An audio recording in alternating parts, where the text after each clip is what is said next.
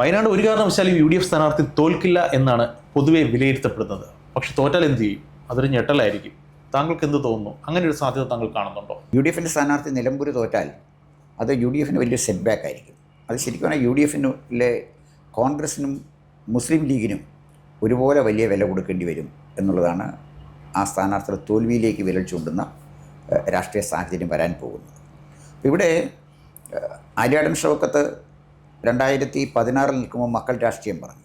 അതിനുശേഷം VV പ്രകാശിനെ കൊണ്ടുവന്നല്ലോ, ജയിച്ചില്ലല്ലോ. ഒരു time അപ്പോഴത്തേക്ക് അൻവർ ഇരുന്ന് കഴിഞ്ഞു. അപ്പോൾ ഒരു ആൻറ്റി ഇൻകുംബൻസിയുടെ സഹായം കൂടെ VV പ്രകാശിന് കിട്ടി, എന്നിട്ടും ജയിച്ചില്ല. പക്ഷെ അപ്പോൾ ആ ഒരു കോവിഡിൻ്റെ ഒരു തരംഗം അനുകൂല ഫാക്ടറായിട്ട് LDF വന്നു എന്ന് വേണമെങ്കിൽ പറയാം. പറയാം, അത് പറയാം.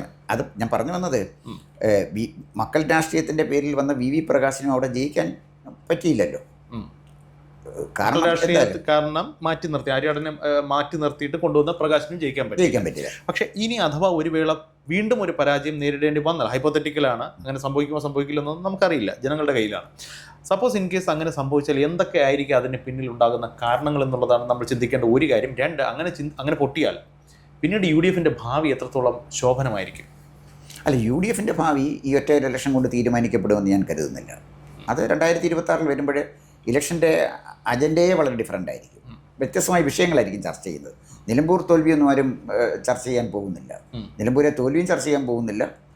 പിന്നെ തൃക്കാക്കരയോ അതല്ലെങ്കിൽ പാലക്കാട്ടെയോ വിജയവും ചർച്ച ചെയ്യാൻ പോകുന്നില്ല. അത് അന്നേരം വേറെ ഡിഫറൻ്റായ വിഷയമായിരിക്കും. ഇവിടെ വരാൻ പോകുന്നൊരു പ്രശ്നം, ആര്യാടൻ ഷൗക്കത്ത് പരാജയപ്പെട്ടാൽ അതിന് വലിയ വില കൊടുക്കേണ്ടി വരുന്നത് VD സതീശനായിരിക്കും. കാരണം അൻവറുമായി ഒരു ധാരണയിൽ പോകണം എന്നായിരുന്നു ലീഗിലെ ഒരു വിഭാഗത്തിൻ്റെ ആഗ്രഹം. കോൺഗ്രസിലെ പലരും അത് ആഗ്രഹിക്കുകയും ചെയ്തിരുന്നു.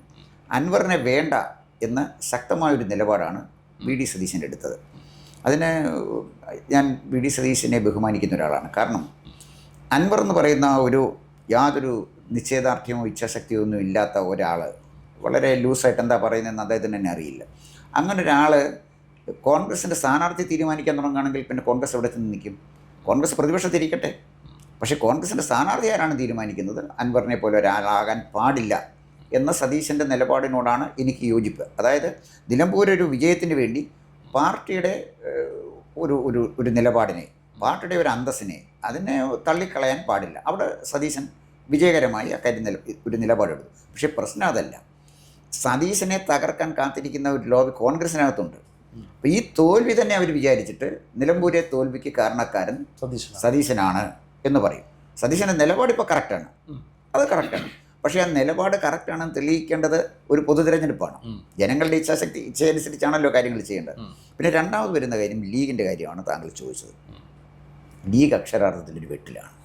കാരണം ലീഗ് ശരിക്കും പറഞ്ഞാൽ ഒരു വർഗീയ പാർട്ടിയല്ല, ഭയങ്കര വർഗീയതയുള്ളൊരു പാർട്ടിയല്ല. ഇപ്പോൾ SDPI, PDP, വെൽഫെയർ പാർട്ടി, ഇതൊക്കെ അതിൻ്റെ ഒരു വർഗീയ അടിത്തറയുള്ളത്.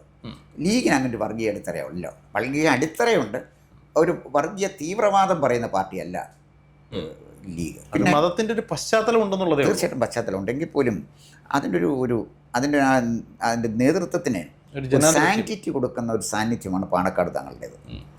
പാണക്കാട് തങ്ങളന്മാർ ഒരിക്കലും നിലവിട്ട് പെരുമാറുകയോ സംസാരിക്കുകയൊന്നും ചെയ്തിട്ടില്ല. പിന്നെ പൊതുസമൂഹവും പാണക്കാട് തങ്ങളന്മാരെ വളരെ ആദരവോടുകൂടിയാണ് കാണുന്നത്. ഞാൻ കാലിക്കറ്റ് യൂണിവേഴ്സിറ്റി പഠിച്ച ആളാണ്. അപ്പം ഞാൻ മനസ്സിലാക്കിയിടത്തോളം എല്ലാവരും ബഹുമാനിക്കുന്ന ആളുകളാണ് പാണക്കാട് തങ്ങളന്മാർ.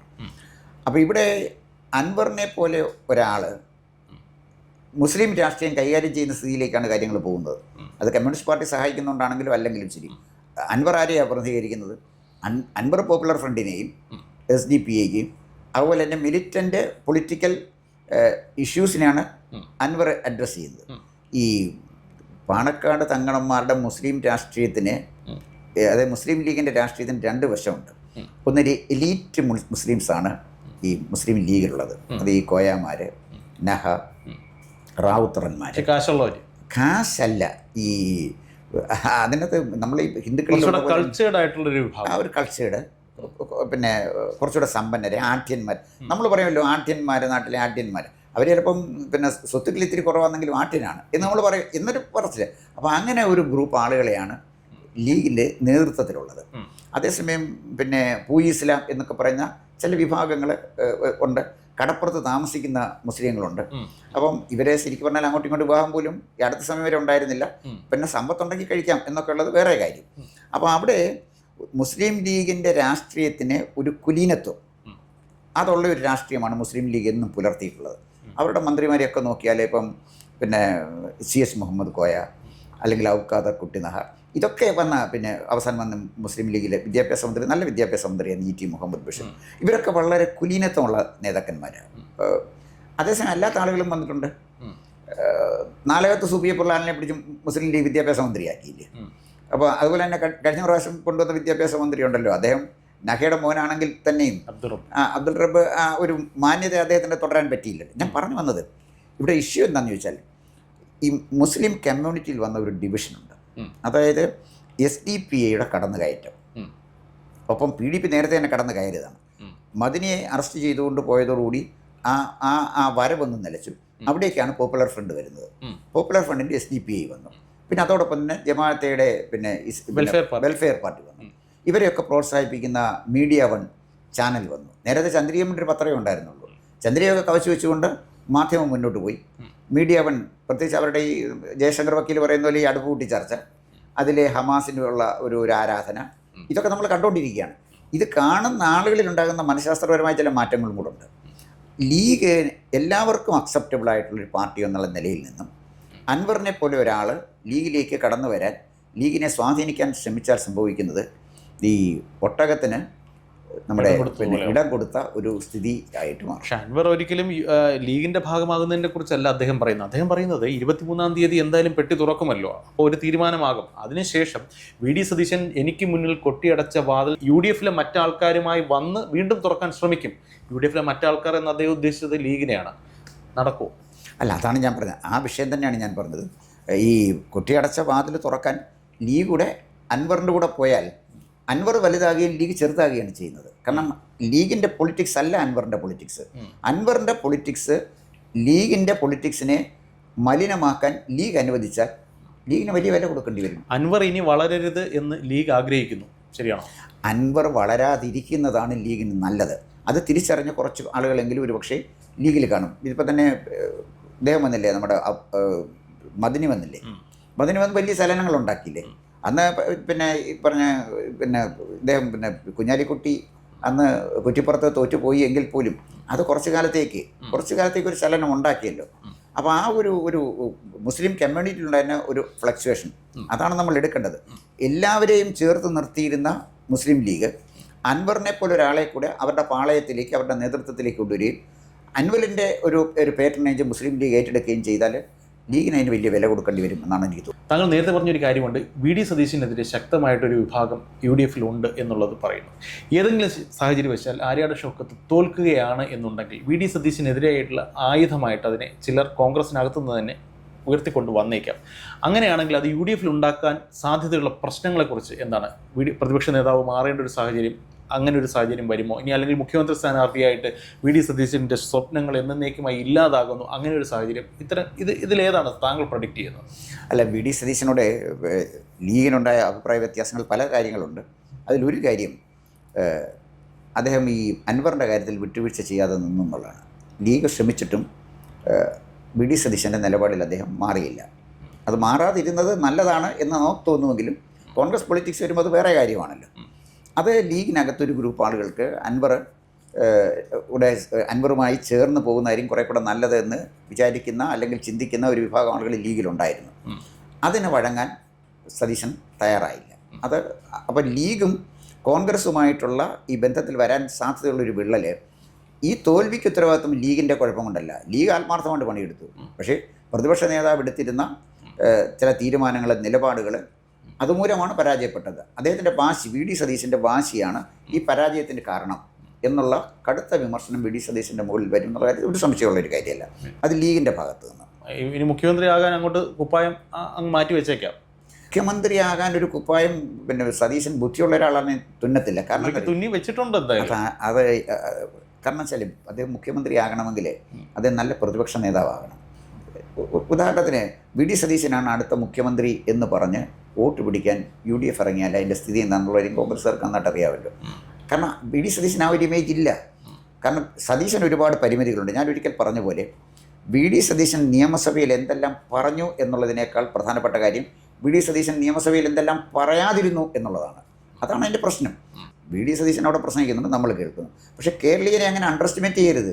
കേരളീയൻ വളരെ ഗൗരവത്തോട് ഓരോ നേതാവിൻ്റെ ഓരോ പ്രസംഗം, അവരുടെ ബോഡി ലാംഗ്വേജ്, അവരുടെ ടോണാലിറ്റി മുഴുവൻ പരിശോധിക്കുന്ന അതിബുദ്ധിമാന്മാരാണ് കേരളത്തിലുള്ളത് വോട്ടർമാർ.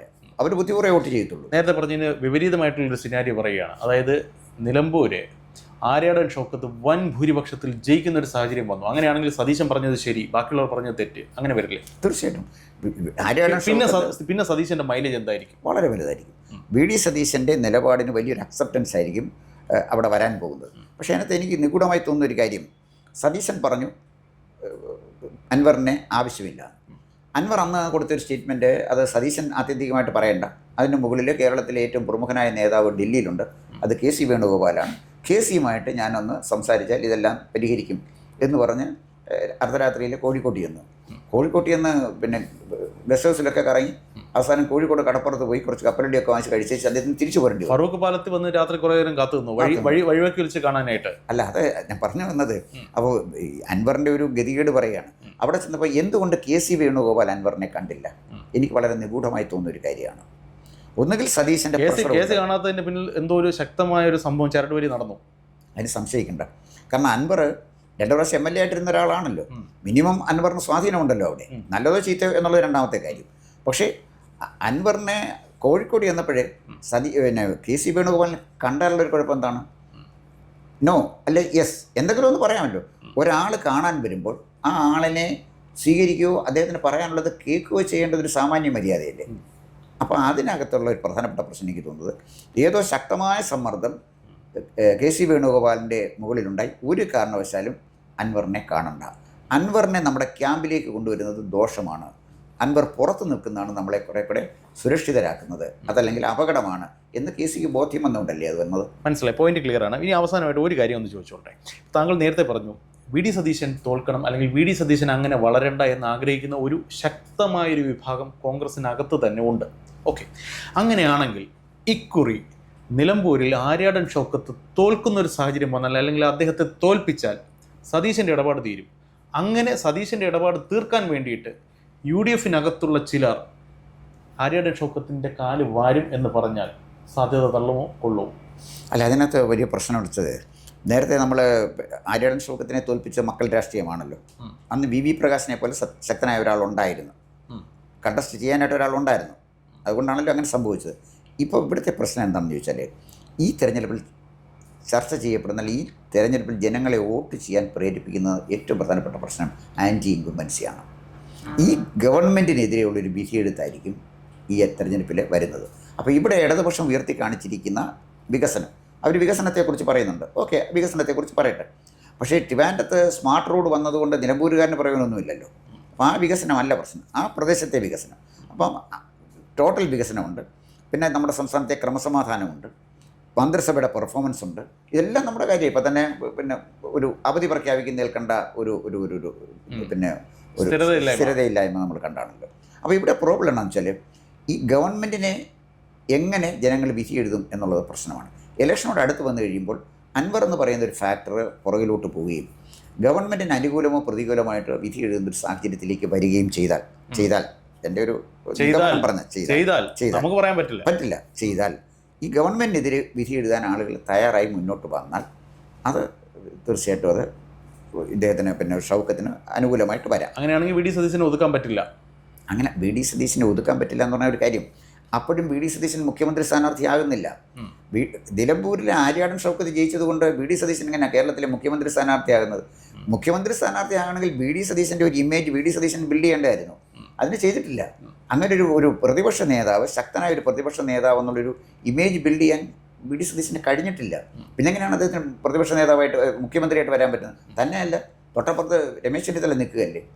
അപ്പോൾ ഇദ്ദേഹം ഇവിടെ ജയിച്ചാലും തോറ്റാലും ലീഗ് ഒരുപക്ഷെ പ്രിഫർ ചെയ്യുന്നത് മുഖ്യമന്ത്രി സ്ഥാനത്തേക്ക് ചെന്നിത്തലയായിരിക്കും. NSS SNDPയും പ്രിഫർ ചെയ്യുന്നതും ചെന്നിത്തലയായിരിക്കും. അതുകൊണ്ട് ചെന്നിത്തലയുടെ മുന്നിൽ കയറി ഒരു മുഖ്യമന്ത്രി പദവിയിലെത്താൻ സതീശന് ബുദ്ധിമുട്ട് വരും, നമ്പർ 1. നമ്പർ 2, റിട്ടയർമെൻറ്റിലേക്ക് ഇനിയൊരു ഒരു അംഗത്തിന് ബാല്യമില്ലാതാകുകയാണ് KC വേണുഗോപാലിന്. കാരണം ഡൽഹിയിലൊന്നും അവർ പ്രതീക്ഷിക്കേണ്ട കാര്യമൊന്നുമില്ല. രാഹുൽ ഗാന്ധി അല്ലേ നേതാവ്. അത് രാഹുൽ ഗാന്ധി തന്നെ ഇതിൻ്റെ കോൺഗ്രസിൻ്റെ നാശത്തിനുള്ള എല്ലാം അദ്ദേഹം ചെയ്തുകൊണ്ടിരിക്കുകയാണ്, അത് ചെയ്യുകയും ചെയ്യും. അപ്പോൾ KCക്ക് ഒരു മുഖ്യമന്ത്രിയാകാനുള്ള അവസരം അദ്ദേഹം കളഞ്ഞു കുളിക്കും. അഖിലേന്ത്യാ രാഷ്ട്രീയത്തിൽ KC വേണുഗോപാലിൽ നിന്ന് എന്ത് ചെയ്യാനാണ്? ഇന്ത്യയിൽ എല്ലായിടത്തും നിർബലമായിക്കൊണ്ടിരിക്കുന്ന ഒരു പാർട്ടിയിൽ അവിടെ ഒന്നും ചെയ്യാനില്ല. അദ്ദേഹത്തിന് വന്ന് എന്തെങ്കിലും ചെയ്യാൻ പറ്റുന്നത് കേരളത്തിലാണ്. കേരളത്തിലെ മുഖ്യമന്ത്രി പദം കിട്ടുമെങ്കിൽ KC വേണുഗോപാൽ അത് പ്രിഫർ ചെയ്യാനാണ് സാധ്യത. ഈ തോൽവിയിൽ വരാൻ പോകുന്ന അതായത് അൻവറിൻ്റെ തോൽവിയിൽ വരാൻ പോകുന്ന അല്ലെങ്കിൽ ആര്യാടൻ ഷൗക്കത്തിൻ്റെ വിജയത്തിൽ വരാൻ പോകുന്ന ഒരു കാര്യം, സതീശൻ കൂടുതൽ ശക്തനാകുമ്പോൾ രമേശ് ചെന്നിത്തല ദുർബലനാകും. കാരണം ശക്തനാകുന്ന സതീശനായിരിക്കില്ല, ശക്തനാകുന്നത് KC വേണുഗോപാലായിരിക്കും. അതിലേക്കൊരു മാറ്റം വരാനാണ് സാധ്യത ഞാൻ കാണുന്നത്. മനസ്സിലായി. ഏതായാലും നിലമ്പൂരിലെ ജനങ്ങൾ എന്ത് വിധി എഴുതും എന്ന് നമുക്ക് നോക്കാം. അതിനുശേഷം ചർച്ചകളാകാം. നന്ദി. കൂടുതൽ വാർത്തകളും വിശേഷങ്ങളും നേരിട്ട് ലഭിക്കാൻ ജനങ്ങളിൽ നിന്ന് ജനങ്ങളിലേക്ക് ജനഭൂമി ന്യൂസ് സബ്സ്ക്രൈബ് ചെയ്യൂ. ബെൽ ബട്ടൺ അമർത്താനും മറക്കരുത്.